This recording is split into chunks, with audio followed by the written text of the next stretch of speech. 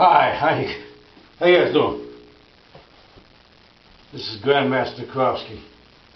Got my black show up. I guess I call this my show up key. Because I lined these up with the wrong seam. It was supposed to be lined up with this one here. So that right here with the middle of the armbands instead of on the outside. But they look really beautiful on this black key. So I made my show off key. This is usually on a sleeve, but I moved it over to here so I can use my sleeves. My original dojo right here. My original dojo. Kerofsky School, Judo Karate. This says Kerofsky Karate. And then Kerofsky USA flag. Then Kerofsky Family Dojo. That was my dojo. But I created after I was getting Tiger Root. Because Kenny always says friends of family. But anybody part of my dojo, and I really accepted by then, became part of my family. There was a few exceptions.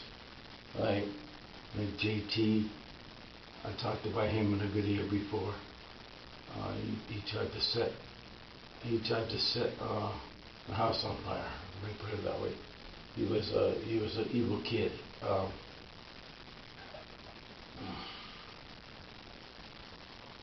There's going to be bad apples out there, because unless the trianity of a martial arts, spirit, mind, and body, is the symbol of Wu. And then a membership badge, the United Martial Arts Association. I actually have two of these, but I didn't want to put two national ones on here. That's when I competed. I came in fourth place in kata competition.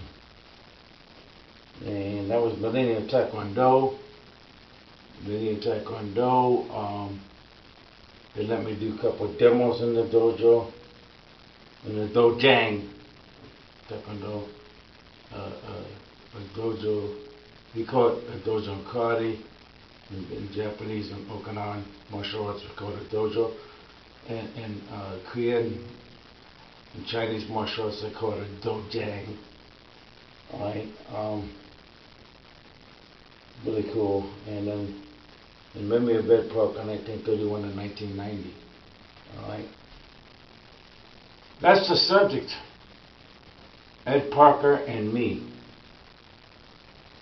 The story of training with one of the greatest men that ever lived in the martial arts. Right? There's no doubt. Okay. Now bear with me as I tell this. Tymon Kerofsky for my new Kicking It with the Kerofskys channel.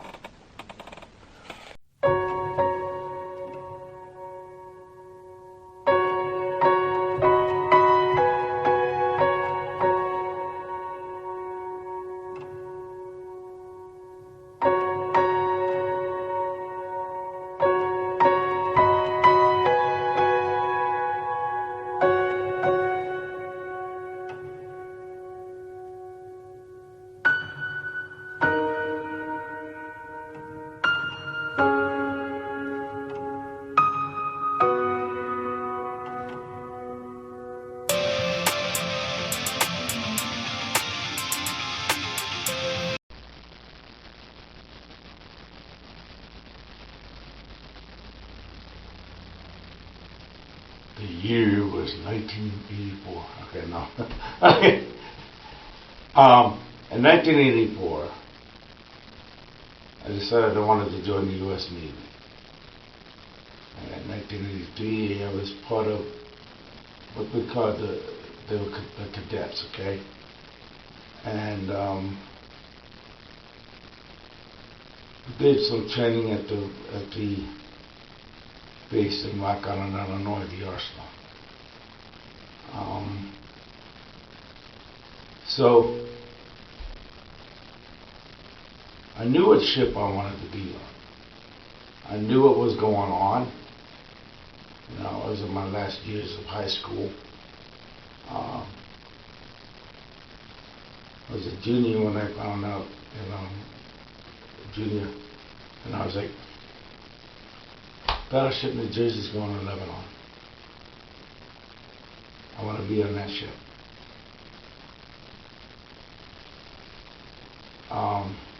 So, I joined the U.S. Navy, the Lean Entry program, basically right out of high school. I went to boot camp. And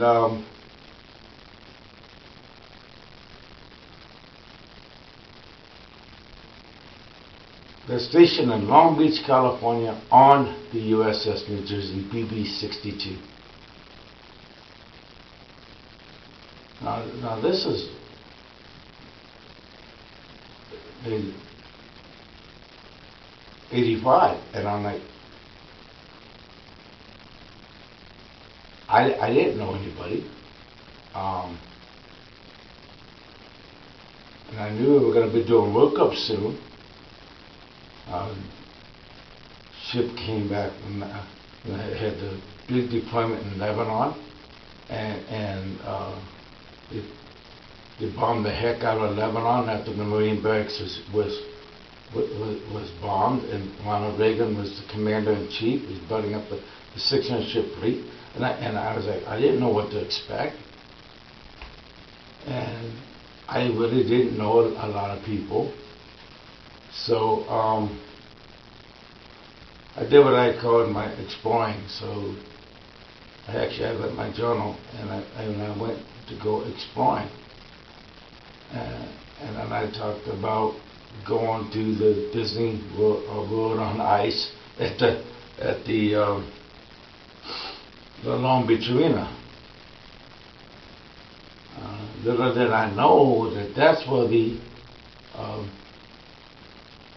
internationals were being held, at that Long Beach Arena. Ed Parker, Kenpo International, you know. And I said, okay. But I didn't know who Ed Parker was. I just heard it, you know, from some people that I was talking to when I was at the arena. So did the workups. I ended up going on Westpac 1986. So I still didn't meet Ed Parker yet. I went on Westpac 1986. 1987. We had an extensive yard period. Ship was completely in dry dock.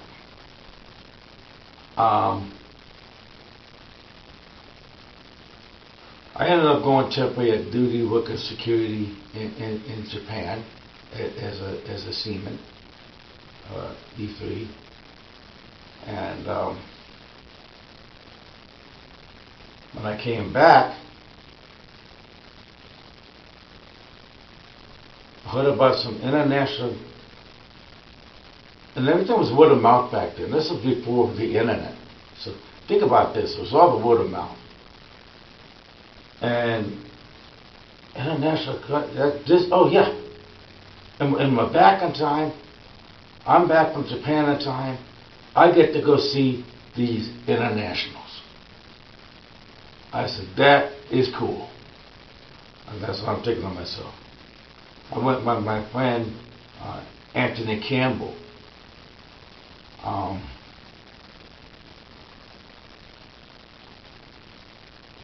I saw Ed Parker, kind of shook Ed Parker's hand, and I was nervous, you know. Ed Parker.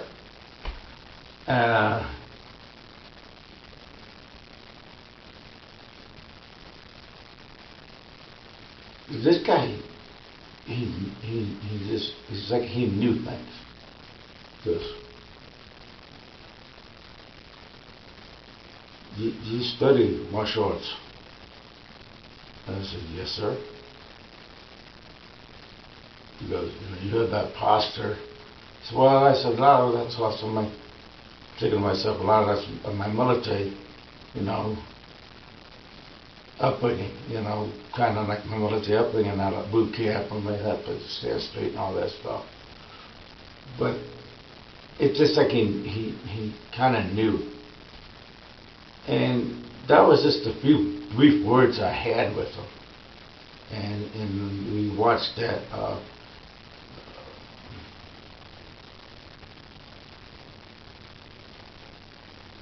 Now I actually bought the VHS tape for the internationals, for that international.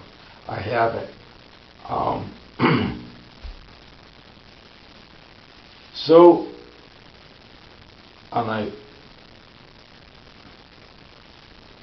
Anthony, I'm gonna go join that Kenpo School. I'm gonna find out where the Kenpo School is in Long Beach. And Ed Park was mostly training in Los Angeles area. I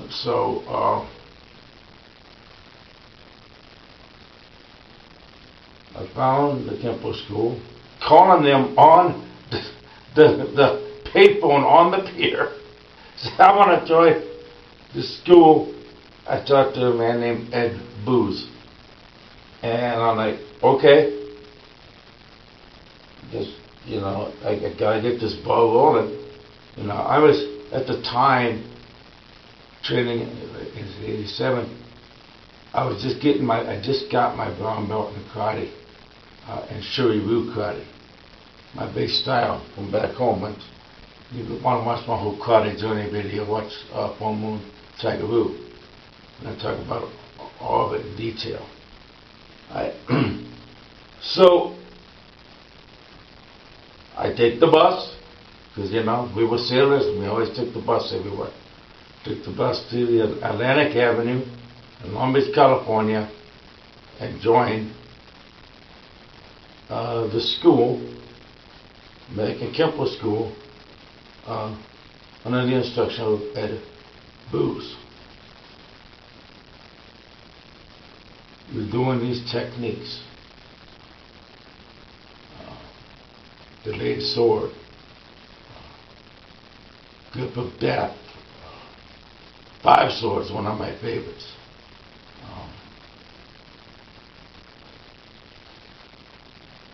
More of the advanced ones,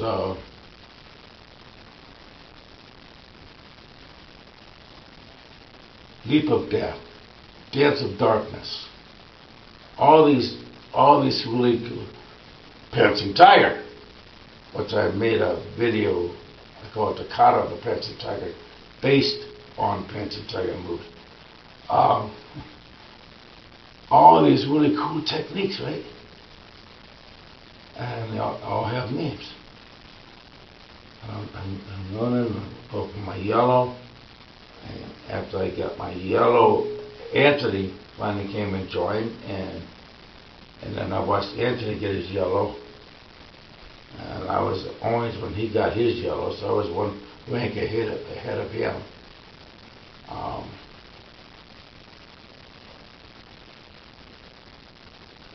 And then after orange, I believe it was purple, and because Kenpo is different than karate. It's not the ranks that I have on my karate board.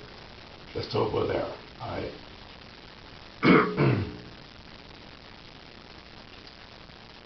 And then the blue, and then the green, right? So I do Westpac 89, 90. I'm just starting to learn. I'm learning techniques in advance. So it's not on the brown belt technique. So I'm doing the Kenpo 2 nights a week while the ship was in port, okay? So think about this. 2 nights a week I'm doing the Kenpo, American Kenpo. Where the ship was in port. Alright? 1 night a week, I don't know if I told you about Seaman Henzo. Seaman Henzo, he did the 5 Animal Kung Fu at the 5 Animal Kung Fu Academy.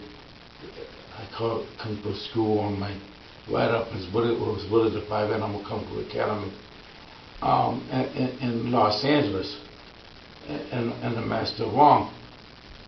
And after I met Master Wong, I started training with him. I actually started training in the hangar in right after Westpac 86. So, and then now I'm in the Kenpo. So I'm going there on Friday nights but the ship was in port, and when I'm not on, when I wasn't on duty of course. I was doing the hangar on Friday, doing the American Kenpo. It was Tuesday and Thursday, and then if I could squeeze it in, because I was training at the base park with this girl, and we were doing like the bow staff and stuff.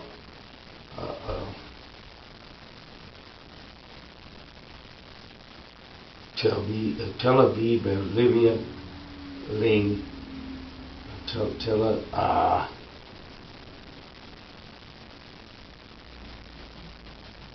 Forgive my pronunciations of some of the names. I just call her Miss Olivia. So I would sometimes stay with her on weekends, and we would just do the staff thing. And that would help keep me loose doing the Kenpo moves, because, doing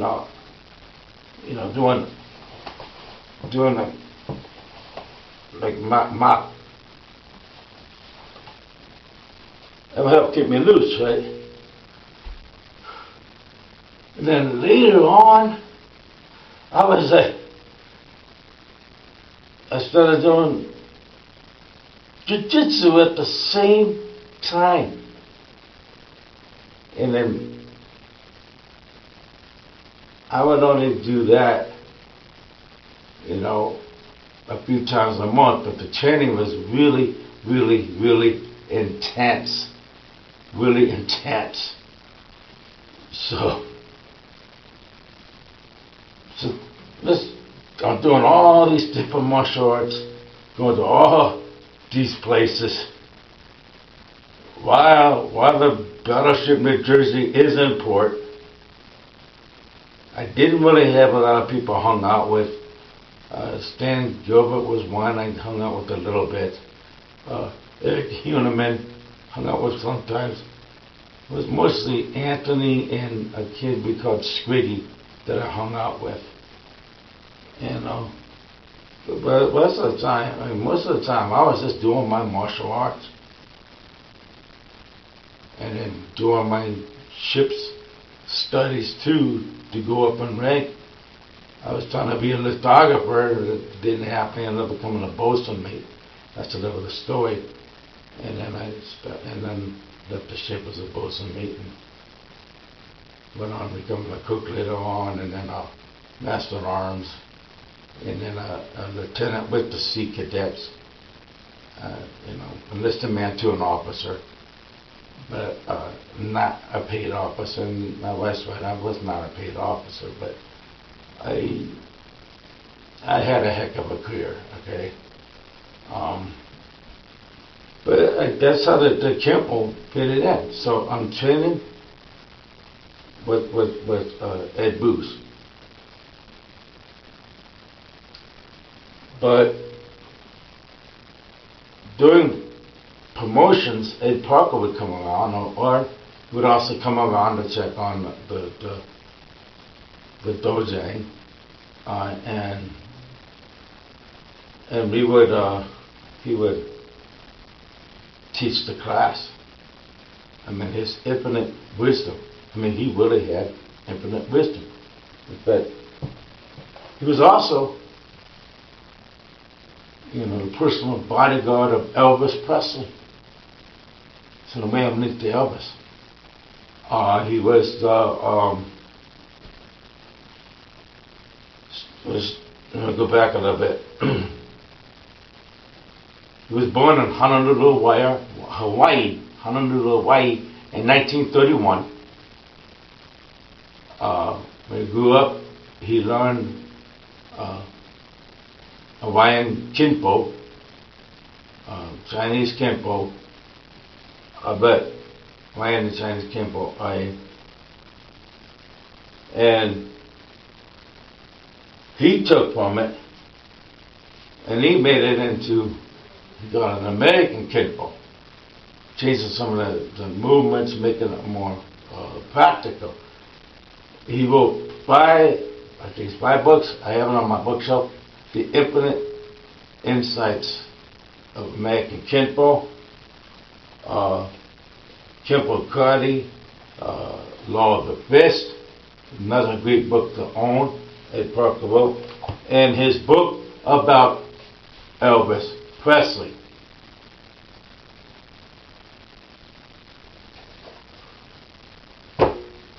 I mean, he wrote a lot of books, really smart man. When he came to the mainland, he actually went to college at Brigham Young University. Yes, he was a Mormon. Went to Brigham Young University, got his degree in philosophy, I believe.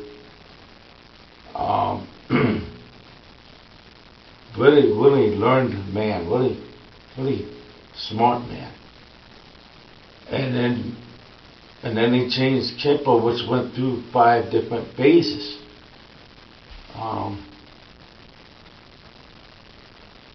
That's the way, last phase, I believe, that's what he called an American Kenpo, and changing it a little here, a little there, keeping the tiger and the dragon, the aspects of Kenpo. I'm not going to talk about all 5 phases of Kenpo. I'm going to talk. I have that in on my website. If you go on it in martial arts that you've never heard of, and you go down to the Keiji Kenpo, Hawaiian Kenpo, and all this stuff, and you'll see the 5 phases of American Kenpo on my website. Wow. So this to me was awesome. And the way I'm linked to Elvis Presley, because I changed, partially with Grandmaster Ed Parker. Not like every class, because my main instructor was Ed Booth. Ed Booth gave me my yellow.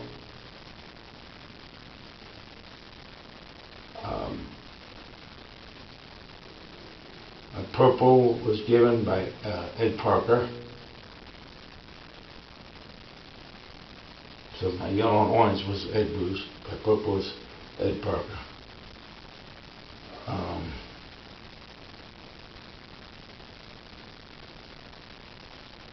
My blue was Ed Booth.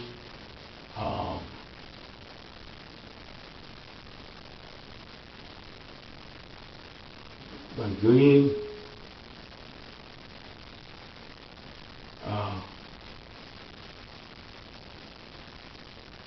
was Ed Parker.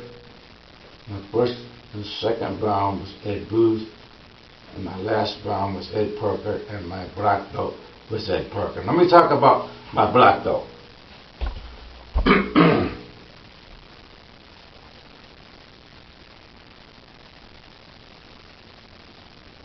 Since I already had knowledge in other martial arts, and I was hoping that, hey, can I start out the blink I had? And Kenpo I couldn't, because the techniques were different than karate itself. Each one had a name. You had to learn the techniques. Alright? So, I was like, okay. So that's what made me really busy, trying to do that. And that's why it took me until 1994 to finally get my black belt in my bass style that I started in when I was a kid. Back when I was like 10, 11 years old. Well, yeah. So that's a long time ago.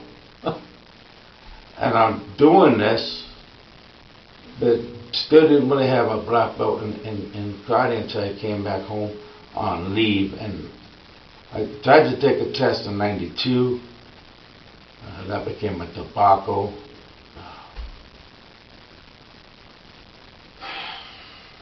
So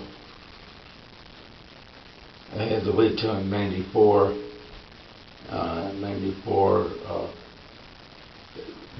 I came back from the Caribbean because I did a med cruise '93 and '94. I was in the Caribbean on the Richmond Cape Turner.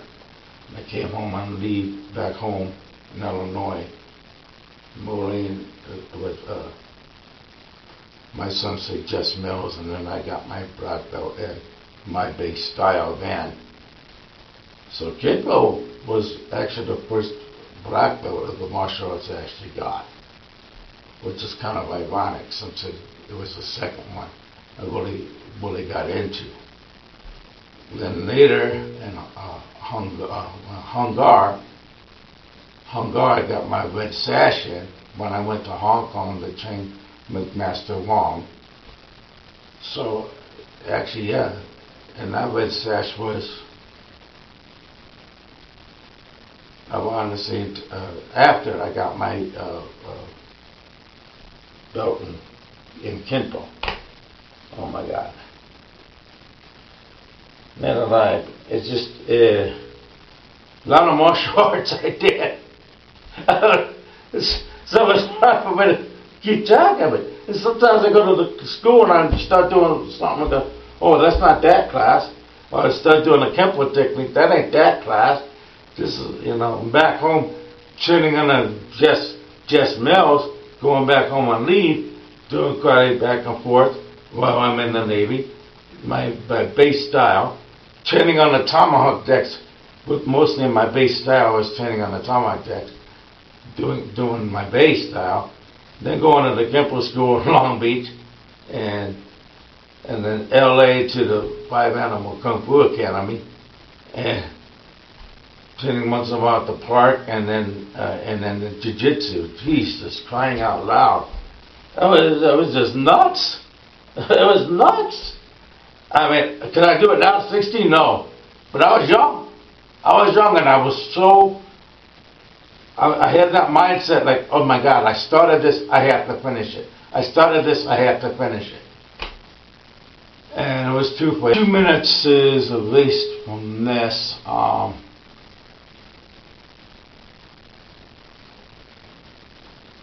was reiterating, I was talking about the Taekwondo. I think most of that is on there. But, the main story, of course, is about Ed Parker, and I was talking about, reiterating about getting kicked in the gut, right? So I'm just standing, and in the horse stance, and I'm in the horse stance, and he goes, "Want the belt?" I said, "Yes, sir." Bam! The kick comes out of nowhere. It was an honor to me to get kicked in the gut. Now, did I finish Kenpo? No. If I would have stayed in California, because I'm known as what they call a junior instructor in Kenpo, the ranks are different. And I'll write what the ranks are on this video, at the end of it. But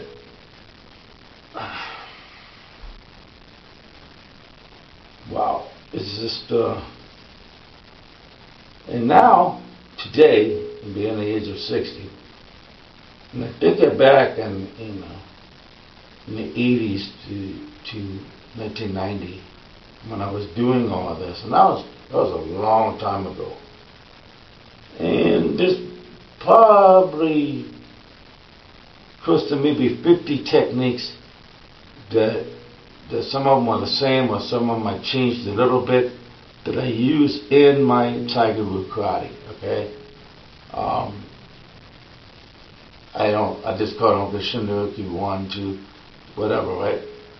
And then I have a section for third degree black where we actually do some Kenpo techniques, except I change them around a little bit, use some more claw movements, okay? And then there's the pants of I do the pants of the tiger and then the pants of the tiger kata that are created based off Kenpo. But as far as that, there's a lot of techniques I forgot because it wasn't my base style. And that kind of saddens me because there was a lot of it I forgot. And I'm like, yes, I became the black one on the Ed Parker, but yet I forgot a lot of things. Because went back and reiterated on my base style of karate. It became my focus. Shuriwu. And then that to Shimizu Kenpo, which is a softer form, shorter movements. But just doing some of the same stuff as we're doing Shuriwu karate. So it wasn't too hard of a transition. And, softer takedowns and different things too. So I was reiterating on that and focusing on that and focusing on getting my grandmaster's belt. Because that became my focus. And I practiced Kenpo techniques, as I was doing that, of course. But a great refresher for me is last year when I found him on YouTube, Jamie Seabrook. And my God, he is so insightful in the Kenpo. And he is actually a 9th degree black belt, which is, I think, is a professor. And then the next would be senior professor. So he's really high up in the Kenpo ranks, in the American Kenpo ranks. And plus he also did Brazilian Jiu-Jitsu, the Gracie family style Brazilian Jiu-Jitsu. I didn't do Brazilian Jiu-Jitsu. I did Japanese style Jiu-Jitsu, some Jiu-Jitsu Te, and went the Beast Rosario. He called himself the Beast. What he did, he called it combat jiu-jitsu. He used to, he combined street fighting tactics and jiu-jitsu together, which was really cool to learn. A little brutal, So some of the same stuff we did, and I think that's the two main things that Jamie Seabrook did. And I'm like, oh, that's cool, because great refresher when he does those techniques. I'm like, oh yeah, I remember that. I remember leap for death. I remember this one. I remember this Russian hammer move or whatever, right? Now I forget some of the names of the moves because Ed Parker did combine some basic one technique with another technique, and then gave that one a name. I do forget some of the names because there's a lot of names to remember. There's a lot of names to remember. I mean, what is it, over 190 something techniques, almost 200? I mean, my God. And they all have names. And when you get up to the higher things, I think the techniques, I believe, stop at third black, at third degree black. That's when you learn all the techniques. And then the focus is on other things. And then the forms that like Long 47 when I watch him do that, and how they combine, you know, techniques and different weapons and all that stuff. It's just like, wow. He is like my Kenpo teacher today, just watching it on YouTube, watching him and chatting with him on Facebook, you know, linking me to Ed Parker and all the things that I forgot. And I feel bad. I feel bad that I forgot some of the movements. I mean, I do. When I in here, we have to work on them hard, but sometimes I don't know. I gotta give myself more credit than that, because, you know, doing all those styles of the martial arts all at the same time, and the elaborate, you know, techniques and names of the Kenpo techniques with my Hungar, and then in the long tiger form, and doing these things. I gotta give myself more credit sometimes. You know, I do. You know, I'm at that age where I'm like, and I want to remember every single thing I did, you know, and every single technique I did, and I can't do it like I did because I'm 60, you know. Thanks for letting me vent a little bit, guys. But that's my story of American Kenpo and training with Ed Parker. I mean, there was nothing like it. There was just nothing like it. And what a really insightful man, and what a great man to meet.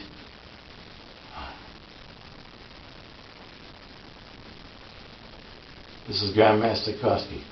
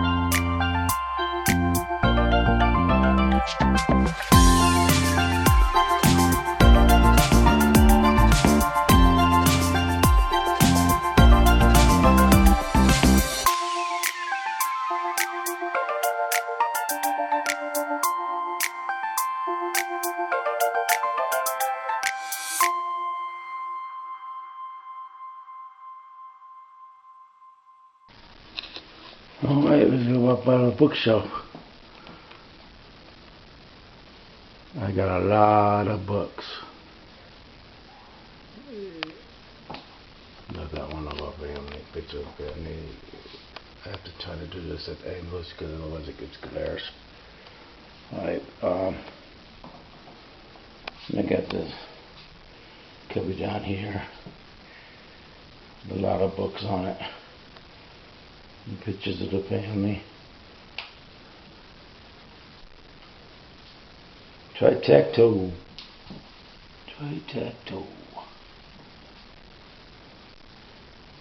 And there's some novels. A grandmaster and the Shogun. And these are my Ed Big Bane novels. I would read those while I was on the Battleship New Jersey. But this is what I wanted to show you up here when I get to this shelf here. You back up a little bit because there's Kenny in the middle. This kid dog. And then you can kind of see me in the glare. There it is, The Infinite Insights of Kenpo. Yeah, 1 through 5, I was right, 1 through 5. And then I got all kinds of books about martial arts, training after 40, all these different things, a bunch of weapons books, Bruce Lee's insight books, the training methods, his training methods, and because that's what I do. The Warrior's Path, that's a good one too. Because that's what I do. I'm a martial artist. And all the books that help you and keep you refreshed in the mind. The new family portrait of them, that was a nice one. One of my favorite ones. And there's Timmy. There's K. Turner. Jeez. Okay. And so I wanted to show you the bookshelf. I don't know what else to say. You can see I have not 100%. It's that much, but I'm never up to par. I am going to do one long morning bike ride before my face surgery. It's covered up with my beard. I have to shave my beard off before then. And I'll see you in the next karate talk. I think that one would be spiritual aspects of martial arts. See you then.